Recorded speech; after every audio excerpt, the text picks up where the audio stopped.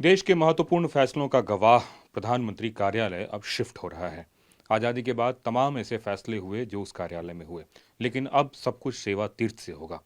क्या उसका इतिहास है, क्या उसकी महत्ता है, इस पूरे मुद्दे पर बात करने के लिए हमारे साथ सीनियर जर्नलिस्ट अवधेश सर मौजूद हैं। सर, एक बात बताएं कि आपकी क्या यादें हैं पीएमओ से जुड़ी हुई, और खास करके कैबिनेट की अगर बात करें तो किस तरह के महत्वपूर्ण फैसले उस जगह से हुए हैं। देखिए, प्रधानमंत्री कार्यालय आज़ाद भारत के सपनों का केंद्र बिंदु था। अगर भारत ने आज़ादी पाई या उसके बाद जो हमारे सपने थे, और हमारे देश में चूंकि राष्ट्रपति प्रधान होते जरूर हैं, लेकिन भूमिका संबंध सारी एग्जीक्यूटिव भूमिका प्रधानमंत्री के हाथों रही है, क्योंकि हमारे यहाँ ब्रिटिश प्रणाली की ही तरह है एक प्रकार से। तो वो तो जो प्रधानमंत्री कार्यालय जो शिफ्ट हो रहा है, वो भारत के बिल्कुल इतिहास से जुड़ा हुआ है। अरे, देश से जुड़ी ऐसी कौन घटना होगी जिसकी चर्चा, फैसले तो एक तरफ होते हैं, जो उस प्रधानमंत्री कार्यालय में नहीं हुई होगी। तो आप 15 अगस्त 1947 को आज़ाद भारत की पहली मीटिंग कैबिनेट की वहाँ हुई थी। आप सोचिए उस समय क्या पोजीशन रहा होगा। उस समय शरणार्थी हमारे देश में आ रहे हैं, दिल्ली में उनको बसाना है, दंगे हो रहे हैं वहाँ से अगर आप देखते हैं। और फिर हमारी संविधान सभा चल रही थी। विभाजन के बाद जो मुस्लिम लीग के सदस्य थे वो चले गए थे, तो वो वहाँ से लेकर के थोड़े समय बाद कश्मीर पर हमले हो गए हैं। तो वो सारे फैसले और मीटिंग वहीं हो रहे थे। हालांकि बहुत सारे, चूंकि उस समय शुरू में तो माउंटबेटन ही हमारे यहाँ के थे, तो कई बार प्रधानमंत्री और गृह मंत्री यहाँ तक आते हैं, जो अभी राष्ट्रपति भवन आते थे। तो वो तो एकदम भारत के, स्वतंत्र भारत के सभी फैसलों से, भारत के नियति को बदलने के साथ एक एक जो घटना है उससे जुड़ी हुई है। अब जैसे पहले अगर आप घटना के बारे में अगर उसकी चर्चा करते हैं, तो पहली घटना वहां जो निर्णय हुआ होगा, जो मेरी समझ में आ रहा है, वो हुआ होगा कि आजादी के बाद हमको भारत का एकीकरण करना है। पहले चूंकि अलग अलग रियासत है, तो जो कैबिनेट की मीटिंग जो शुरू हुई होगी, और उसका एजेंडा मुझे ध्यान से देखना पड़ेगा, लेकिन बिल्कुल मुझे समझ में आ रहा है कि सबसे पहली आवश्यकता उस समय दो थी। एक तो शांति की स्थापना थी, दूसरी हमारा जो अलग अलग जो रियासत थे वो कह रहे थे हमको स्वतंत्र कर दो। तो इसलिए वहां से शुरू हुआ, उसकी भूमिका वहां से गई होगी। इसके बाद हमारे देश में जो पहला बजट आया, आपको मालूम होना, वो 193 करोड़ का पहला बजट था हमारा, क्योंकि हमारे पास कोई चारा ही नहीं था।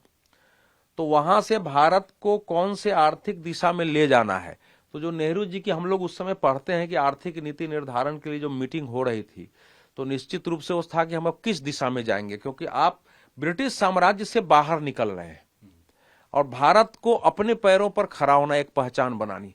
तो वहां से चीजें शुरू हुई है, संविधान हुआ, फिर आपके चुनाव शुरू हुआ है। 1952 में चुनाव हुआ होगा, तो उस चुनाव के फैसले से लेकर के सारी व्यवस्था वहां से हुई है। फिर वहां राजनीतिक फैसले भी हुए हैं।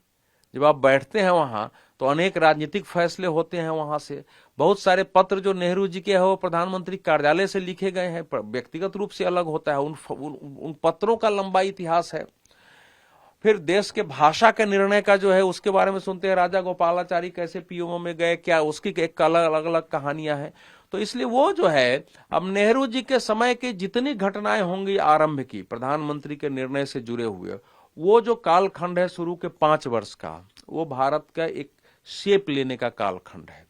तो वहां इसलिए उसकी स्मृतियां बहुत बड़ी है। संपूर्ण भारत, मैं समझता हूं संपूर्ण भारत आज जहां खड़ा है और जिस रूप में दिख रहा है, उसका बहुत बड़ा भाग उसके किसी न किसी उसकी आवाज, वहां के पेपर, वहां की बैठकों के इतिहास, वहां के माइन्यूट सब देखा जाएगा तो उससे जुड़ा होगा। जो महत्वपूर्ण फैसलों में अगर हम आगे बढ़ते हैं, तो नेहरू जी के समय का जो एक फैसला था कश्मीर को लेकर, जो तुरंत आ गया था अक्टूबर 1947 में, आपको फैसला, जिसकी मीटिंग वहां हुई है, दूसरी मीटिंग जाके लॉर्ड माउंटबेटन के साथ हुई है, और वहां कई मीटिंग लगातार होती रही है। जो तीसरी मुझे घटना याद आती है कि जब पाकिस्तान में अल्पसंख्यकों के हत्या होने लगी है, तो प्रधानमंत्री ने 1950 की बात है, लियाकत अली खान को बुलाया था। वो प्रधानमंत्री घर से लेके प्रधानमंत्री कार्यालय तक आए थे, और वहीं साउथ ब्लॉक में पहली मीटिंग हुई थी। तो वो एक मतलब प्रमुख घटना के रूप में मुझे याद आ रहा है। उसके बाद जब प्लानिंग कमीशन हमारे देश में शुरू हुआ है, तो शुरू में तो नहीं था ना कि ये प्लानिंग कमीशन, तो सोवियत संघ से लिया गया था। तो चूंकि नेहरू जी उसके अध्यक्ष होते थे, तो जाहिर है कि पहली योजना जिसमें हमारे देश की हुई तो वो वहीं से लिया गया है। संविधान सभा की वैसे तो यहाँ होती थी, लेकिन बहुत सारे फैसले प्रधानमंत्री के होने के कारण, मतलब वो इंटरिम प्राइम मिनिस्टर तो थे ही ना, तो इंटरिम प्राइम मिनिस्टर होने के कारण बहुत ऐसे फैसले हुए, किसको कैबिनेट में रखना है नहीं रखना है, वो सारे फैसले वहां से आए हैं। और उसके बाद अगर आप लाल बहादुर शास्त्री के समय आते हैं, प्रधानमंत्री के बाद लाल बहादुर शास्त्री के समय आते हैं, तो जो लाल बहादुर शास्त्री के समय जो प्रमुख फैसला था वो था 1965 का युद्ध, पाकिस्तान का युद्ध, जिसकी मीटिंग बताते हैं प्रधानमंत्री कार्यालय में लगभग नियमित होती थी, और जो सारे उसमें वही कमांडर भी बुलाई जाते थे, लगातार मीटिंग होती थी और वहां से एक फैसला हुआ था। अब ताशकंद में जाने का फैसला कहां से हुआ है देखना पड़ेगा, लेकिन वो भी प्रधानमंत्री कार्यालय का, चूंकि सरकार का फैसला था, निश्चित रूप से था। तो ऐसे बड़े बड़े फैसलों का जिम्मेवार है। जब इंदिरा गांधी ने देश में बैंक का राष्ट्रीयकरण किया तो घोषणा किया तो प्रधानमंत्री कार्यालय का ही फैसला था। जब उन्होंने कैबिनेट की मीटिंग करके और फिर जल्दी से जल्दी चुनाव कराने की योजना बनाई 67 तो 71 का, तो वो वहीं का फैसला था। फिर 71 में जब बांग्लादेश का युद्ध का था तो उसकी ज्यादातर बैठकें मतलब प्रधानमंत्री के आवास में भी होती थी, लेकिन महत्वपूर्ण बैठकें वहीं होती थी। पहले फैसले लेने के लिए कम से कम 25 से 30 बैठकों का इतिहास है कि हमको लेना है कि नहीं लेना है।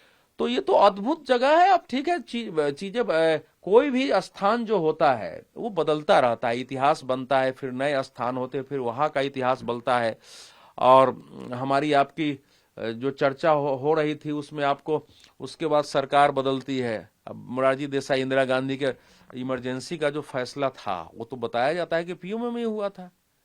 हालांकि उनके जो सिद्धार्थ शंकर रे के बारे में कहा जाता है कि इंदिरा जी के घर गए थे उनको सुझाव देने के लिए, लेकिन अंततः जो उसके नोट्स वगैरह बने हैं वो तो वहीं से था। इंदिरा जी का भाषण भी हुआ है। तो इमरजेंसी के फैसले, फिर उसके लिए चुनाव की घोषणा, फिर जनता पार्टी की सरकार आई है। तो पहली बार अगर देश में कोई गैर कांग्रेसी सरकार बनी तो वो उसके लिए भी पीएमओ, मतलब वही पीएमओ था हमारे पास। फिर इंदिरा जी आई हैं, तो इंदिरा जी ने आते आते जो उस समय 1980 में जब वो लौटी हैं और 1980 से 84 का जो समय था वो हमारे पास, आप जानते हैं कि देश में एक सिख आतंकवाद का वो दौर था। तो और घटना का जिक्र नहीं किया जा सकता है, लेकिन कम से कम जो ऑपरेशन ब्लू स्टार हुआ है जिसको लेकर के, तो वो वहीं का फैसला था, वही फैसला हुआ होगा।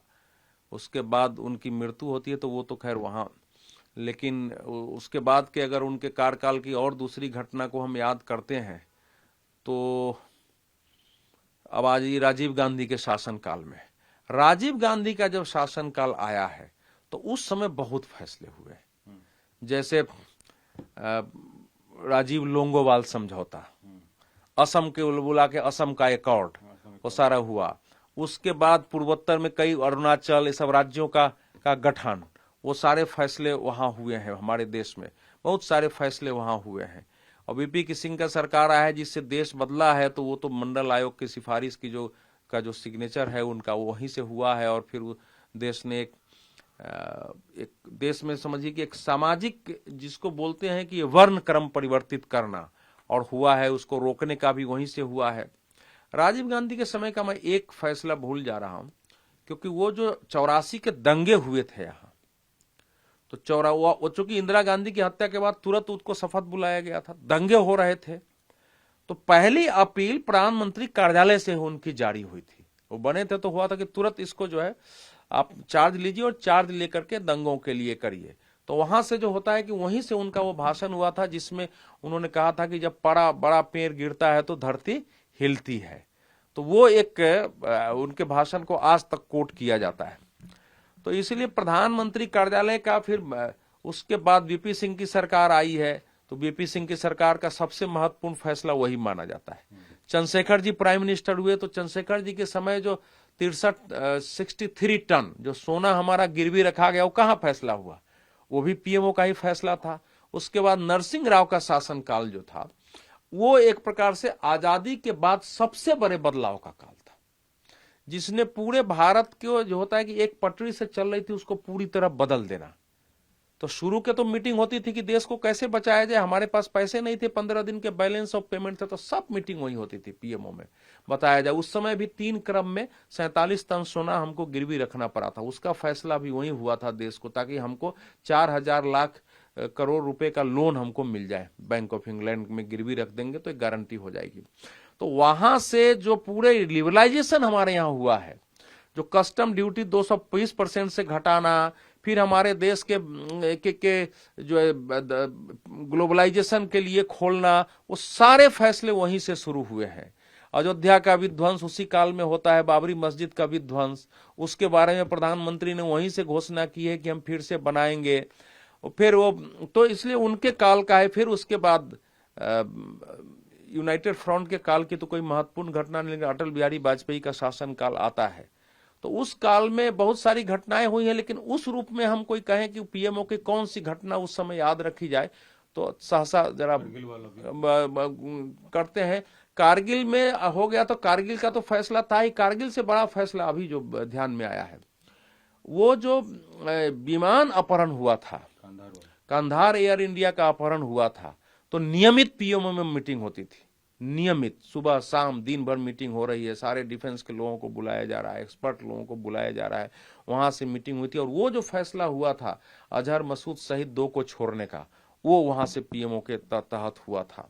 कारगिल युद्ध में तो भारत ने, जाहिर है कि सब वही मीटिंग होती थी, तीनों सेना के प्रमुख भी बुलाए जाते थे, और उस समय कारगिल में ऐसा घुसपैठ हो गया था तो सारा सामना करना पड़ता था, विपक्ष को बुला के बातचीत वहीं होती थी।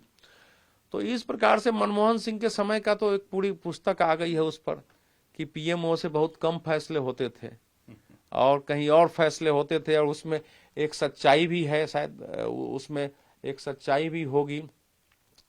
लेकिन जो प्रधानमंत्री नरेंद्र मोदी का कार्यकाल है, अब उसमें वो 7 रेस कोर्स नाम बदला है। सबसे पहला तो इसका हुआ कि 7 रोड कोर्स से ये लोक कल्याण, मतलब उसका नाम पड़ा है। और उस काल में एक परंपरा जो इन्होंने शुरू की वो थी कि जो पूर्व प्रधानमंत्री जो है उनको बीच बीच में प्रधानमंत्री हाल नहीं, वो प्रधानमंत्री आवास में, कार्यालय में नहीं, सॉरी, प्रधानमंत्री आवास में बुलाया जाए, कार्यालय में नहीं किया है। तो इनके कार्यकाल के जो फैसले होंगे, अगर पहला कार्यकाल देखा जाए तो 2016 के जो नोटबंदी जो है पहली घटना हो सकती है उसके बारे में। लेकिन उसके पहले जो उन्होंने स्वच्छता अभियान की शुरुआत की, तो जाहिर है कि उसकी मीटिंग तो पीएमओ में हुई, और भारत में इस ओर कभी ध्यान नहीं दिया गया था। तो देश में जो आज 12-12.5 करोड़ शौचालय है, वो उसकी नीति वहीं निर्धारित हुई होगी कैबिनेट की मीटिंग में। उसी प्रकार से हमारे देश में जो कुछ जन कल्याण के कार्यक्रम थे, जो पहला नहीं था, कुछ ऐसे सुधार थे जो नहीं हो रहे थे। जैसे हमारे देश में आप चाहे जितने भी पढ़े लिखे हो, आपको अटेस्टेड कराने के लिए किसी न किसी गजेटेड अफसर के पास जाना पड़ता है। तो वो उन्होंने एक ऑर्डर से, पीएमओ ने उसको समाप्त कर दिया। ये बहुत बड़ा परिवर्तन था, ये छोटा परिवर्तन नहीं था। ये पीएमओ का, ये देखने में छोटा लगता है लेकिन बहुत बड़ा परिवर्तन था वहां से। फिर नोटबंदी के फैसले तो है ही है। मुझे लगता है कि 2016 में जो उरी के बाद जो सर्जिकल स्ट्राइक हुआ ऐतिहासिक रूप से, या 2018 में जो पुलवामा के बाद जो बम्बार्डमेंट हुआ है, या फिर जो ऑपरेशन सिंदूर का, ये 3 ऐसे बड़े फैसले मैं कह सकता हूं जो वहां हुआ होगा पीएमओ में, जो शायद इतिहास में याद रखा जाएगा। ऐसे अनेक फैसले हम कह सकते हैं देश के नियति के बदलाव में। लेकिन जैसे प्रधानमंत्री नरेंद्र मोदी ने आने के बाद एक फैसला किया कि जो हमारी संसद है और मंत्रालय है हमारे, एक तो उन सब का नाम बदलने के साथ साथ इनका कलेवर ऐसे बदल जाए कि ये भविष्य, वर्तमान और भविष्य की आवश्यकताओं के अनुरूप आधुनिक सुविधाओं से भी लैस हो, ये पहले से ज्यादा सुरक्षित भी हो, और साथ ही काम की सारी सुविधा हो, और पहले की जो समस्याएं हैं वो न रहें। क्योंकि आप पत्रकार हैं, आप मंत्रालयों में जा रहे थे या पार्लियामेंट में भी जा रहे थे, तो उसमें कितना मांग तो पहले से थी, तो उन्होंने एक बदलाव किया है, साहसी फैसला है ये। और जो हमारा पुराना संसद भवन है, अब उसके अभी तक पूरा, मतलब ये नहीं हुआ कि अभी उसको क्या करना है, लेकिन अब वो है। तो उसी प्रकार से जो ये 7 लोक कल्याण मार्ग है, जो प्रधानमंत्री का कार्यालय है, मैं मानता हूं कि अगर उसको किसी म्यूजियम में वो बदला जाएगा तो फिर उसी ढंग से चीजें उसमें सारी लिखने पड़ेंगी कि यहाँ से क्या क्या फैसले हुए हैं, क्योंकि कहीं लिखा तो वैसे पट्टिका तो है नहीं। अगर हम उसके लिहाज से देखें कि प्रेसिडेंट ऑफ इंडिया का मकान एक तरफ है, एक तरफ वाइस प्रेसिडेंट ऑफ इंडिया का, और सामने में सेवा तीर्थ, तो अब लगता है कि एक सिरों में तीनों लोग आ गए हैं और अब इनके मूवमेंट में किसी भी तरीके का वीआईपी मूवमेंट नहीं लगाना पड़ेगा। जब चाहें तो प्रधानमंत्री आ सकते हैं, जैसे कि अभी आप 7 RCR से अगर उनको आना हो या 7 लोक कल्याण मार्ग से उनको प्रेसिडेंट हाउस आना होता है तो बाकायदा रूट वगैरह लगाया जाता है। तो अब एक तरह से कह सकते हैं उस तरह की भी चीजों से निजात मिल जाएगा। नहीं, सोचा तो यही गया है कि, लेकिन वो सोचा यही गया है कि ऐसी स्थिति हो जिसमें प्रधानमंत्री को और इन लोगों की सुरक्षा से ज्यादा बाधा उत्पन्न नहीं हो।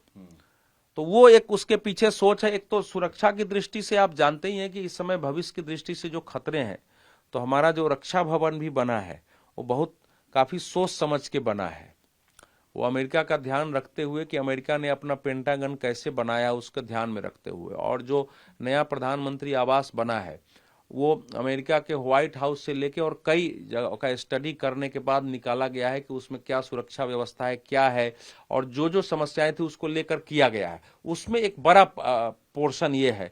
लेकिन उपराष्ट्रपति भी जब थे तो वो आते थे तो पूरा नॉर्थ एवेन्यू में वो लग ही जाता था, वो सब लग जाता था, वो समस्या होती थी। और सबसे दिक्कत थी उनके उपराष्ट्रपति के समय धनखड़ जी के रहने पर कि जो SHO थे वो सबको आके सड़क पर खड़ा रहना पड़ता था।